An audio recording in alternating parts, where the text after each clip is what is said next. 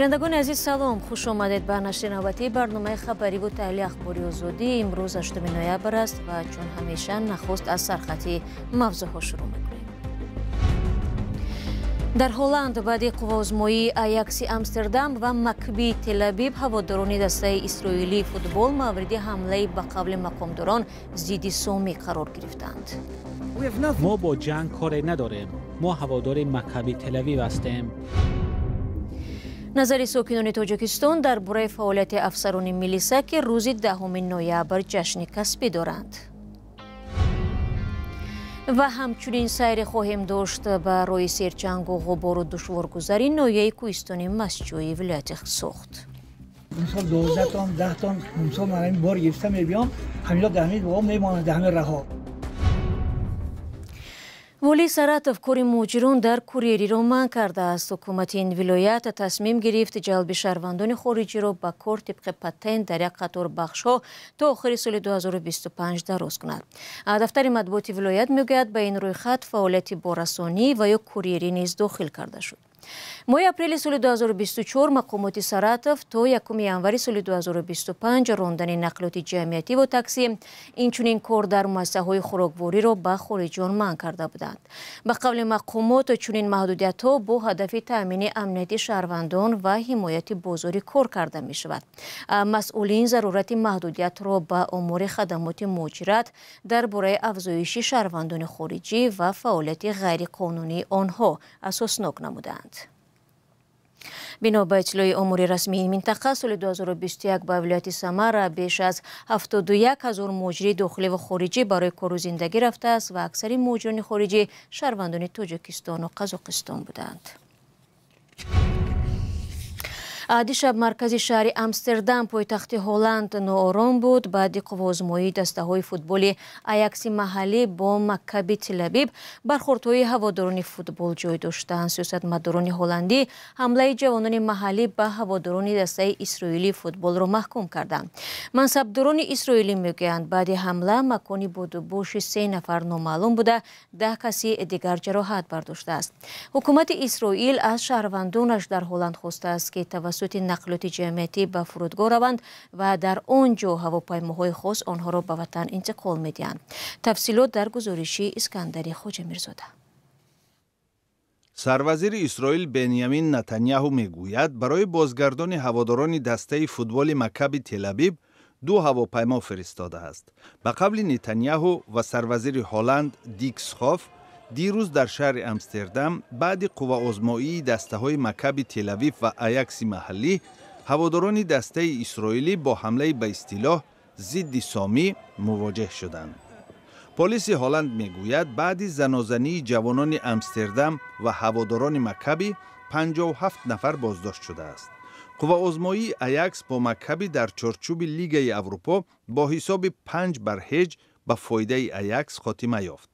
پلیس تاکید میکند که بازی آرام به انجام رسید ولی بعد در دوام شب در مرکز آمستردام برخوردها به قید گرفته شدند.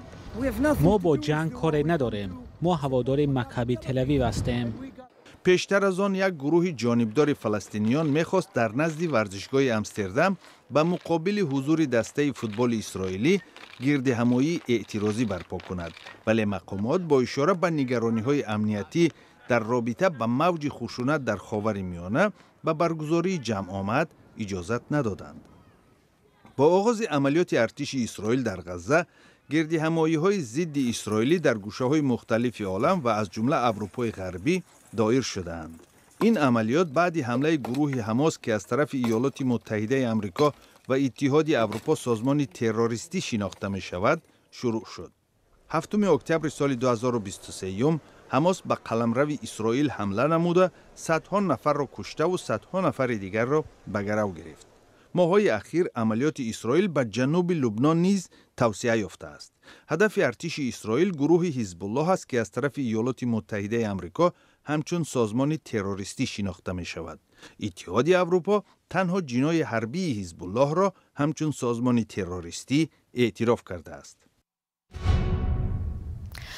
در تاجیکستان همساله 10 نوامبر همچون روزی ملیسای توجیک جشن گرفته می شود.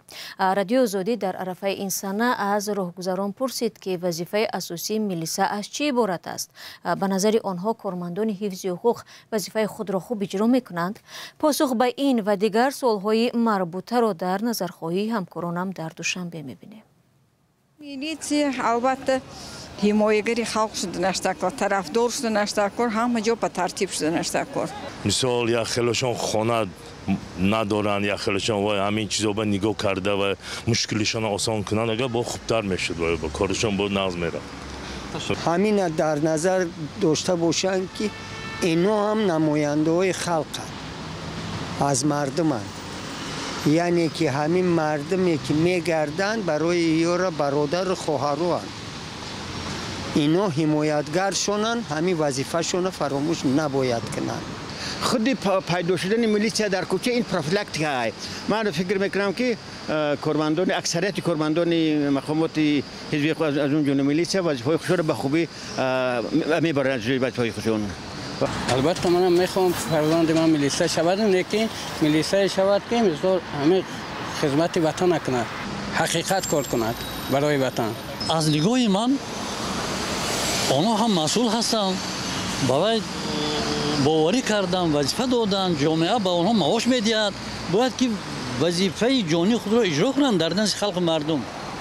من هم خیلی اسم میکنم. چنجی است، ما چنجی در کو، چنجی برشیده، برای چنجی کارگاه ملیسا همیشه هم بردیم برای خدا همیشه چه سلامت باشند. بینندگان عزیز، اگر شما نیز درباره کار ملیساهای توجیک گفتنی دارید لطفاً زیر این برنامه نویسید. ای هموطنی عزیزتر از جان، ای یوسف امروزی کنعان، بیرون ز وطن چی حال دارید؟ بیا و از روزگارت ما را آشنا کن. بینندگان عزیز، اگر شما دور از تاجیکستانید و از نازکی‌های مهاجرت آگاه هستید و می‌خواهید دیگران نیز بدانند، پس این برنامه برای شماست. روزگار مهاجر، مطابق شوی به محیط نو، قصه های انسانی و سبق های حیاتی. شما برنامه اخباری رادیو آزادی را تماشا دارید. یک تحقیقات دفتر مبارزه با مواد مخدر سازمان ملل متحد در افغانستان معلوم کرده است که در سرحدهای شمالی این کشور با تاجیکستان و ازبکستان و ترکمنستان کشتی مواد مخدر بیشتر شده است. بنا به گزارش‌های پیشین حکومت تاجیکستان، بعد یک مدت کاهش سالهای اخیر حجم مصادره مواد مخدر از دست قاچاقبران باز هم افزایش یافته، سال 2023 نزدیک 50 از دسته تن را تشکیل داده است. رادیو آزادی در یک صحبت با سلامه فلوری، سخنگوی سازمان ملل در امور مبارزه با مواد مخدر در شهر تاشکند پرسید آیا آنها واکنش مقامات تاجیکستان را در این زمینه دارند؟ هنوز نه. گزارش روز 6 نوامبر نشر شد. وظیفه اداره مبارزه با مواد مخدر سازمان ملل متحد در آگاه سازی حکومت‌های آسیای مرکزی و همچنین ایران و پاکستان است چنین تمایل و تغییرات میباشد. ما با آنها از نزدیک هم در مسائل آگاهی از کشت و هم دادن معلومات آید به قاچاق مواد مخدر همکاری میکنیم. کار ما از جمع‌آوری و تحلیل معلومات عبارت است. اکثر حکومت‌ها از ادامه یابی قاچاق مواد مخدر اساساً نوع‌های افیون، هروئین و متامفتامین خبر میدهند. Monitor trafficking is through collecting and analyzing seizure data. سوال دیگر این بود که آیا سببی در شمال افغانستان به کشت کوکنور رو آوردن کشاورزان رو در چی میبینید؟ It's hard to say, but in any case, farmers are engaged in cultivating opium poppy because دشوار از گفتن، ولی برای بسیاری ها بجز کشت کوکنور گزینه دیگری وجود ندارد. در قیاس با دیگر نوع‌های محصولات کشت کوکنور به آنها درآمد خوبی می‌دهد. وقتی ما در تحقیقات پیشین مقایسه کردیم که مثلا از کشت گندم و کوکنور درآمد آنها تا چه حد فرق می‌کند، دیدیم که تفاوت خیلی کلان است. پیش از همه سبب در نبود گزینه بهتر است، چون درآمد از آن خراجات عائله‌های کشاورزان را می‌پوشاند. تشکر. شکل مفصل صحبت‌های یک مسئول اداره مبارزه با مواد مخدر سازمان ملل سلامه فلوریس را کمی بعدتر در سامانه رادیو آزادی میتوانید بخوانید. من باشد برنامه را ادامه میدهم. کایروی کوهستان مسچو تا مرکز نویه عینی آباد می شود. این سال است که ساکنان این نویه دوردست تاجیکستان و دههای همجوار نویه عینی سالها باز از مقامات می پرسند. اما هم در دوران شوروی و هم در 34 سال استقلالیت به آن پاسخ ضروری دریافت نمی کنند. این حالت باعث مرگ صدها مسافران و آسیب‌های سخت تکنیکی و اقتصادی رانندگان و تاجران گشته است. گزارش همکارم فرزان محمدی از این راه خطرناک. این راه پرچنگ و غبار و خطرناک به ناحیه کوهستان مسچاه میبرد. درازی آن از مرکز ناحیه عینی تا درآمدگاه ناحیه مسچاه کوهی تقریبا 70 کیلومتر است. ولی رانندگان میگویند باری هم آن را اداره راهسازی منفرج نکرده است. با نزدیک شدن فصل زمستان این ترس و بیم ساکنان از راه ماشینگذر بیشتر می شود، زیرا بارها در این ایام راه ها محکم می شوند یا بر اثر لغزش به پستی ها سرازیر می گردند. در زمستان بسیار این راه وزمین است. بسیار ماشین ها از اون می کشند، بعضی در براسای برمادن می مانند و همین وزمی مثال 12 تن 10 تن مثال من همین بار گرفته می بیام همینجا در همین واقع می مانند در همین راه ها. بسیار همین راه ها باید مشکلی از داشت مولد. یارز میفرود در اینجا سیل میگود. این راه همه وقت خطرناک. راه کوهستان. برای من همین راه автомобилгарди ноҳияи кӯҳистони масчӯ мо шабу рӯз кор карда истодем. барои зимистонгузаронӣ мо мана қуму намаку вай тайёр кардагӣ барои зимистонгузаронӣ ман ҳамин роҳҳо рехта мерем бемамоният ронандаҳо гузашта рафтор мекунанд. ҳозир росташ мекунанд мисол ҳамо ташкилот як борун мешавад ақида мекунад ки як сол бозе ҳамин трактор ё ягон мошин ҳамин роҳ номезад барои ин ки ҳамин кӯҳ борун шуд шақл санг мебарад ра маҳкам ақида мекунад кор мешавад не ки шабарӯз ҳамин роҳсозо роҳ тоза мекунанд. роҳ аз ҳар ҷиҳат ба сокинони минтақа гаронӣ овардааст. راننده ها و تاجران که از این راه میگذرند میگویند به سبب سختی راه زیان اقتصادی میبینند.